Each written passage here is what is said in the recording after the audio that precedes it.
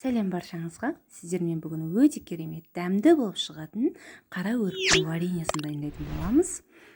Мұнда менде балалар жемегендіктен үйде 1 килодай шама қалған екен. Осы өрікпен жасайтын боламын. Сіздер өріктеріңіздің көлеміне, яғни көптігіне байланысты жасасаңыздар болады. Мұнда менде 2 түрлі өрік. Осы өрікті мясорубка сүйегінен тазартып, жақсылап жуып алдым. Одан соң мясорубканың көмегімен осылай езбе қылып өткізіп алдым. Осы езбеміздің үстіне 1,5 килограмм қантымды салып, жақсылап араластырдым. Осылай араластырғаннан кейін қантпен бұның светі өзгеріп, басқаша свет беретін болады. Өте керемет болады дәмі. Сіздер де жасап көріңіздер. Достар, менің каналыма тіркеліп, арнамның дамуына үлес қоса отырыңыздар.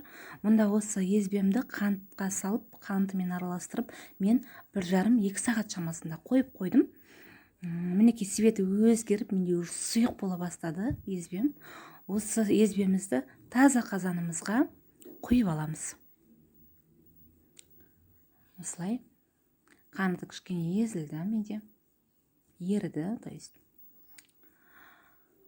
Осы вареньеміздің енді қайнауын күтетін боламыз. Жақсылап араластырып аламыз. Менде сіздер қантты бірде-бір салсаңыздар да болады. Маған шілей тәтті болған ұнамайды. Мінекей достар, вареньем қайнады. Енді кезекте сіздер көбігін алып тастайсыздар. Көбігінің барлығын алып тастайсыздар. Достар, мұнда инстаграм парақшамды қалдырдым. Мен инстаграм парақшамда да әртүрлі рецептермен бөлісетін болам сіздермен алдағы уақытта. Каналыма тіркеліп, инстаграм парақшама тіркеліп кетуді ұмытып кетпеңіздер.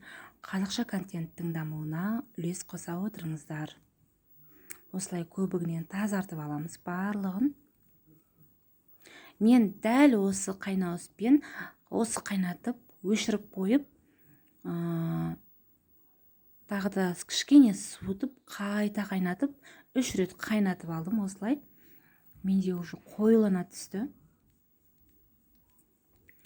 Достар, үй жағдайында осылай қалып кеткен өріктеріңізден жасап қойсаңыздар болады, босқа ысырап қылмай. Мінекей достар, алманы да барлық жеміс-жидектерді осылай езбе қылып дайындап жапсаңыздар өте керемет болады. Мінекей менде балалардың жегеніне де, нан батырып жегеніне де ыңғайлы, дәмі керемет болып шықты. Сіздер жасап көріңіздер, арнаға тіркелуді ұмытып кетпеңіздер.